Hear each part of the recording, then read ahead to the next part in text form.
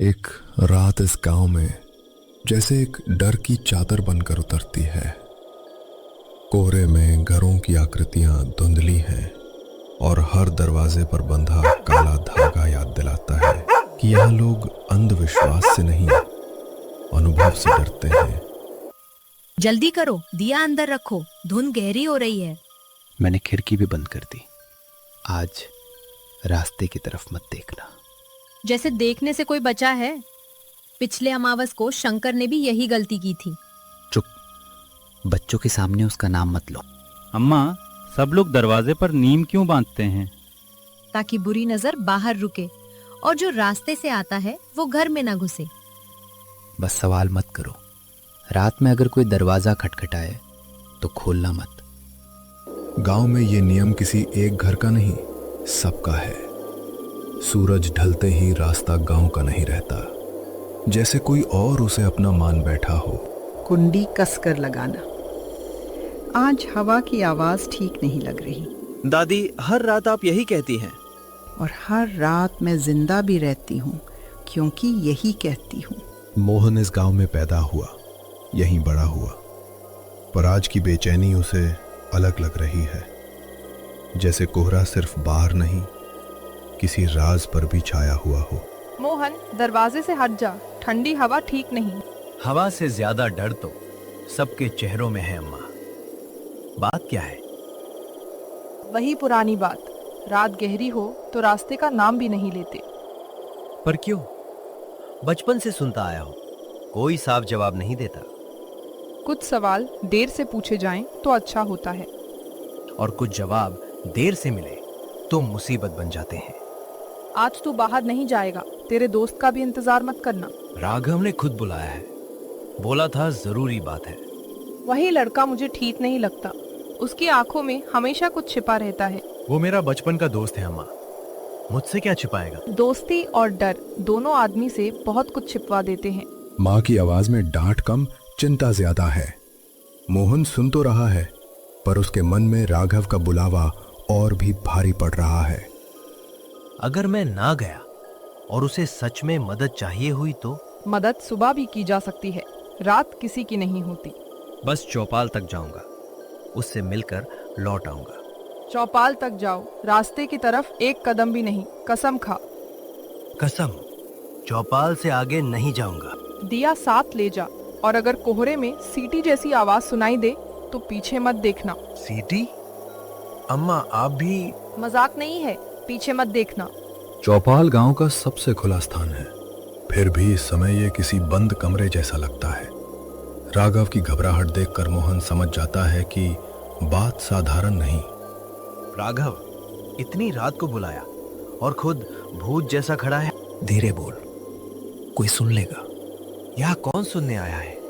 सब तो घर बंद कर चुके हैं। यही तो डर है। जो सुन सकता है वो घरों में नहीं रहता। सीधी बात कर, क्या हुआ है? मैंने तुझसे एक बात सालों छिपाई है।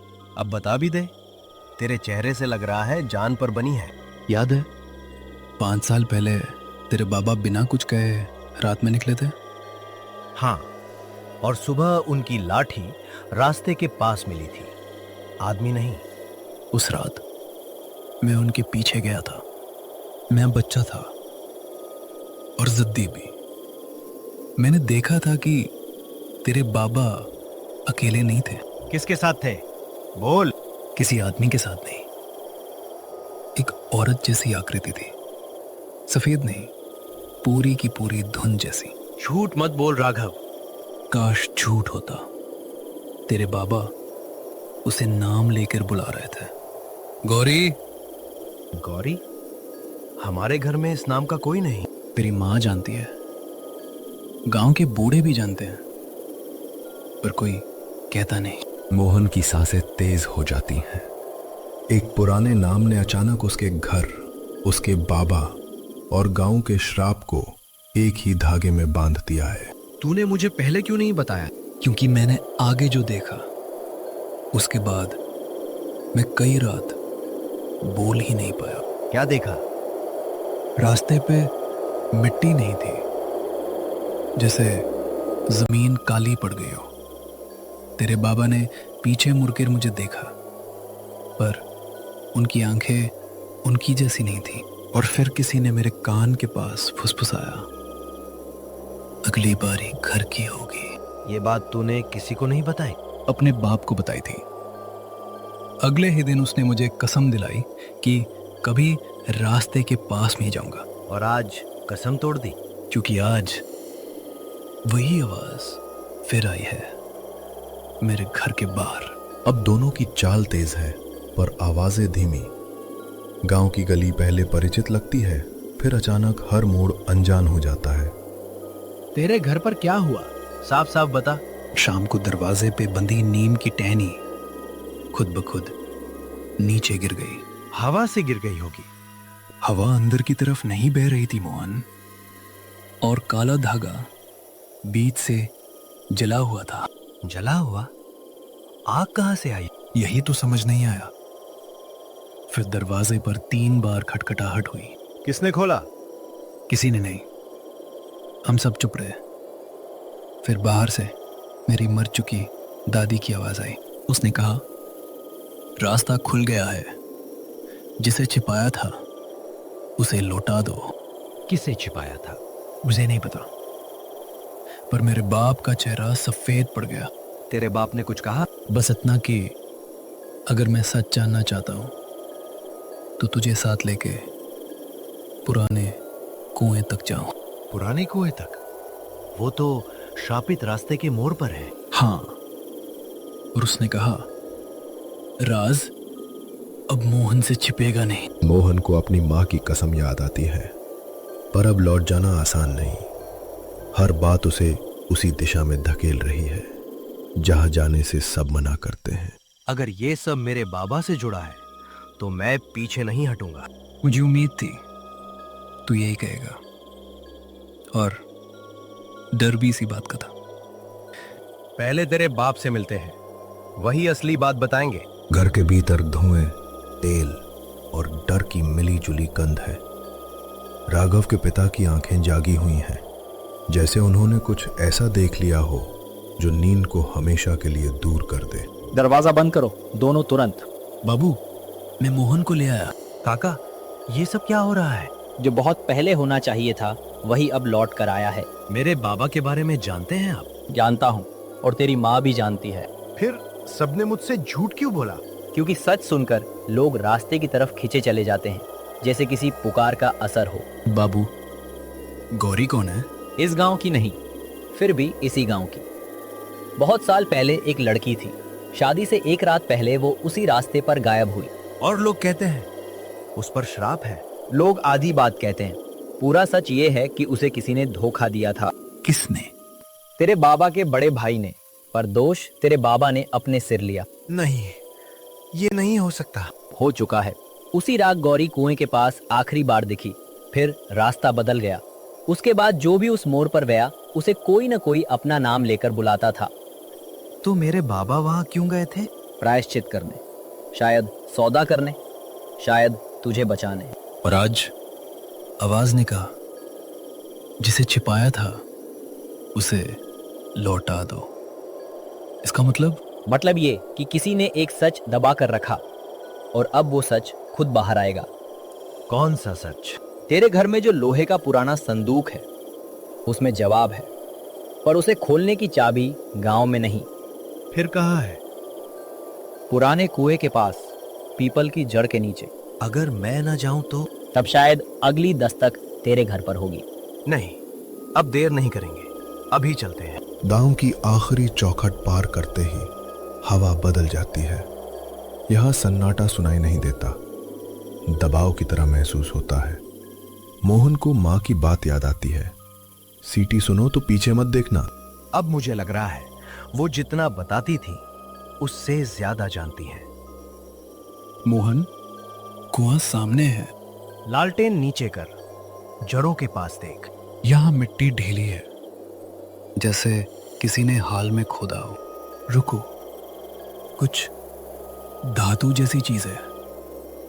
ये तो पायल है, और इसके साथ एक छोटी लोहे की चाबी भी। मोहन चाबी लेने को झुकता है, तभी कुएं के भीतर से पानी की नहीं, किसी धीमी हंसी की आवाज उठती है। दोनों जम जाते हैं। मोहन, इस बार देर मत करना। कौन हो तुम? गौरी? नाम तो तुमने ले लिया, अब रास्ता तुम्हें नहीं छोड़ेगा। कुएं के काले पानी में उनके पीछे एक तीसरी परछाई खड़ी दिखाई देती है। तीसरी परछाई पानी से अलग होकर जमीन पर फैलती है, जैसे किसी ने अंधेरे को खींचकर रास्ता बना दिया हो। मोहन और राघव बिना बोले उस दिशा में देखते हैं जहां पेड़ खड़ा है। राघव, वो हमें बुला रहा है या वहां ले जाकर फंसाना चाहता है? अभी फर्क नहीं पड़ता। अगर लौटे तो भी ये हमारे पीछे आएगा। चाबी हाथ में रखो, पैर के नीचे सच दबा है। तुम गौरी हो तो सामने आओ, छुपकर क्यों बोल रही हो? सामने आई थी उस रात जब तुमने देखा पर याद नहीं रखा। मोहन चल, कुएं के पास रुकना अब और बुरा है। मेरी मुट्ठी में चाबी और ठंडी हो रही है, जैसे ये उसी जगह की हो। अगर पेड़ के नीचे संदूक है तो आज खुल ही जाएगा। दूर खड़ा जादुई पेड़ अब साफ दिखता है। उसकी टेढ़ी शाखाएं हवा के बिना हिल रही हैं और तने के पीछे कोई लंबा दुबला साया स्थिर खड़ा है। पेड़ के नीचे पहुंचते ही मोहन और राघव रुक जाते हैं। भूत का चेहरा बिना त्वचा के छाया जैसा है, पर उसकी आंखों के गड्ढों में नीली आग स्थिर जल रही है। देर हो गई मोहन, पर अभी भी लौटाया जा सकता है। क्या लौटाना है? किसे? मोहन घुटनों के बल बैठता है। कांपते हाथों से वो जड़ के पास की काली मिट्टी हटाता है। मिट्टी के भीतर पहले लोहे की ठंडी सतह, फिर एक खून लगी छोटी घंटी और उसके नीचे बिना लौ की फीकी रोशनी चमकती दिखाई देती है। घंटी पर खून अभी भी ताजा क्यों लग रहा है? इतने साल बाद भी। घंटी ने बुलाया था, रोशनी ने छुपाया था, मिट्टी ने याद बचा कर रखी। मोहन, संदूक यही नीचे है, मिट्टी और हटाओ। यही है, वही संदूक। चाबी दो। नहीं, चाबी तो मेरे ही हाथ में है। जैसे ही मोहन चाबी ताले में लगाता है, उसके तानों में तेज भनभनाहट भर जाती है। हवा में एक ही रात के कई टूटे हुए टुकड़े एक साथ लौटने लगते हैं। राघव, ताला खुल गया। इसमें तो हड्डियां, पायल और खून से सना कागज रखा है। मोहन कांपते हुए संदूक से पायल उठाता है। मैं वापस रखता हूं, सब वापस, बस ये खत्म हो जाए। सिर्फ रखने से नहीं होगा, उसने लौटाना कहा था। शायद कुएं तक ले जाना होगा। जहां चेहरा खोया वहीं पहचान लौटेगी। मोहन पायल, हड्डियां और कागज कपड़े में बांधता है। बिना लौ की रोशनी उस गठरी के ऊपर तैरने लगती है, जैसे रास्ता दिखाने वाली आंख हो। तू अब सच बोल, उस रात गौरी गिरी थी या हमने धक्का दिया था? अब पूरा सच बोलो, नहीं तो पैर तुम्हें यही रख लेगा। हमने सोचा था कपड़े में सोना है, हम खोलकर भागे, गौरी पीछे आई, फिर वो कुएं में गिर गए।